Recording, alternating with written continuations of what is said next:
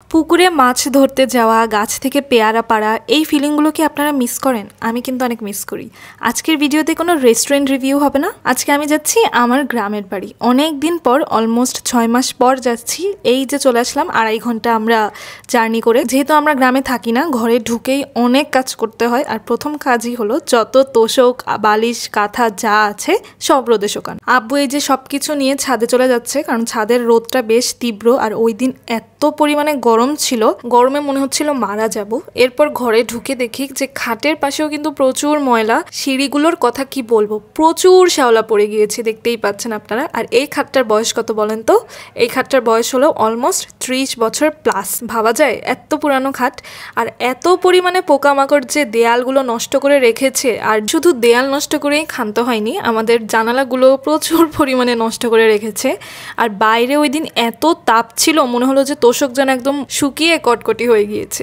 আর এরপর দেখুন জানালাগুলোতেও প্রচুর পরিমাণে ঝুল পড়ে গিয়েছিল। সব কিছু গুছাতে গুছাতে অনেক টাইম লেগে গিয়েছে। এরপর ভাবলাম ঘর থেকে একটু বের হই। এই বাছুরটাকে 4 মাস দেখে গিয়েছিলাম, এখন বেশ মিডিয়াম সাইজের হয়ে গিয়েছে। আর গরমে দেখলাম গরুও পুকুরে নেমে পড়েছে, এত পরিমাণে গরম ছিল। আর এরপর ঘরে এসে দেখি আব্বু এবার ধোয়া মোছা একদম পাকাপোক্তভাবে শুরু করে দিয়েছে। আর আমার মা দেখলাম রান্নাঘর গুছাতে ব্যস্ত। আমরা কিন্তু ঢাকা থেকে আসার সময় সব কিছু নিয়ে আসি। লাইক এইবার যেহেতু আমাদের 1 সপ্তাহ থাকার প্ল্যান ছিল, আমরা 1 সপ্তাহের বাজারই নিয়ে এসেছি। যেহেতু গ্রামের বাজার সপ্তাহে মাত্র 2 দিন বসে, সবকিছু আর কি অ্যাভেলেবেল থাকে না তেমন ভাবে। এই জন্য আমার মা একদম পেঁয়াজ, মরিচ, আদা, রসুন সব কিছু নিয়ে এসেছে। ইভেন সে কোন মাছ নিয়ে এসেছে এটা আপনাদেরকে একটু পরে দেখাচ্ছি। এরপর আমার মা এখন রান্না বান্না শুরু করবে। আসলে গ্রামে আসা আর একটা ছোটখাটো পিকনিকে আসা আমাদের জন্য একই মনে হয়, যে একটা ছোটখাটো পিকনিক করতে চলে এসেছি ভ্যাকেশনটা কাটানোর জন্য। আমার মা তো পারলে মনে হয় পুরো ঢাকাটাকেই ট্রাকে করে নিয়ে আসে গ্রামে, এমন অবস্থা। এটা নিয়ে আমি আম্মুকে প্রচুর টন্ট করি যে তুমি তো কিছুই বাদ দাও না, একটা শুকনা মরিচ, পেঁয়াজ পর্যন্ত তুমি ঢাকা থেকে নিয়ে আসো। আর এই যে আমাদের সিলিন্ডারটা সেট আপ করছিলাম, কারণ অনেক দিন অফ ছিল। পাশে কাকি আমাকে একটু ডাক দিল, বললো এদিকে আসতে। এসে দেখি যে কাকি পেয়ারা পাড়ছে। আমার কিন্তু পেয়ারা মাখা খেতে অনেক ভাল লাগে। আপনাদের কার কার ভাল লাগে অবশ্যই কমেন্টে জানাবেন। আর এই যে আমি পেয়ারা আর কাসুন্দি নিয়ে চলে গেলাম আমার এক ভাইয়ের বাড়িতে। আমার ভাইয়ের নাম হলো ধলু। ওর কাছে নিয়ে গিয়েছি কারণ ও অনেক ভালো করে পেয়ারা মাখাতে পারে। ও সুন্দর মতো মরিচও পুড়িয়ে এনেছে এটা মাখানোর জন্য। অ্যান্ড ট্রাস্ট মি, এই পেয়ারা মাখাটা এত বেশি মজা ছিল, ঢাকায় কখনোই আমি এত মজার পেয়ারা মাখা কিন্তু পাইনি। আর ঘরে এসে দেখি যে আমার মা রান্না বান্না শুরু করে দিয়েছে।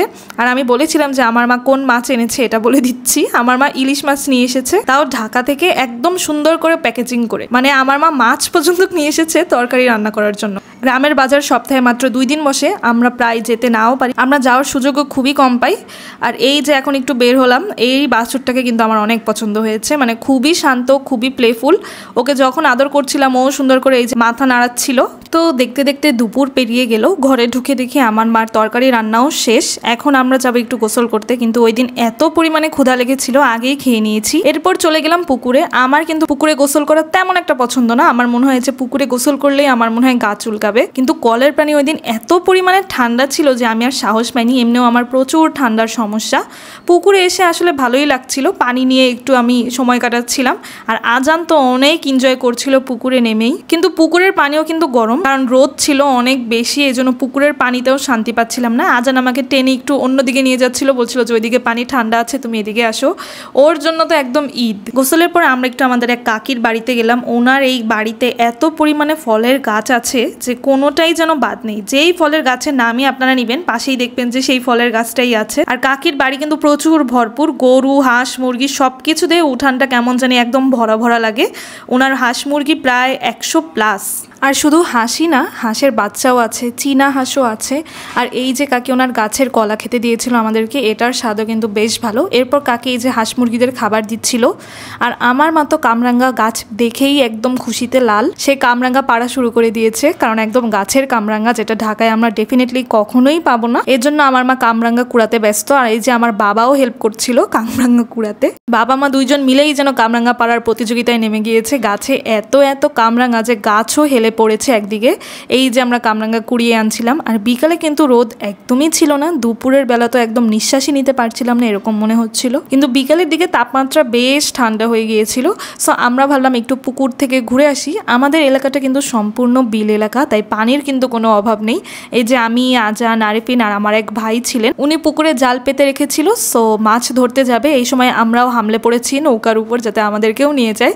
আর এই যে পুকুরে আমরা ঘোরাফেরা করছিলাম, আমার কাছে কিন্তু নৌকায় ঘুরতে ভালোই লাগে, একদম ডিফারেন্ট একটা এক্সপিরিয়েন্স। ঢাকায় কিন্তু কোথাও নৌকায় ঘুরতে হলে আপনাকে 100 থেকে 200 টাকা পে করতে হবে, কিন্তু গ্রামে কিন্তু এরকম না। আজান তো খুবই এনজয় করছিল।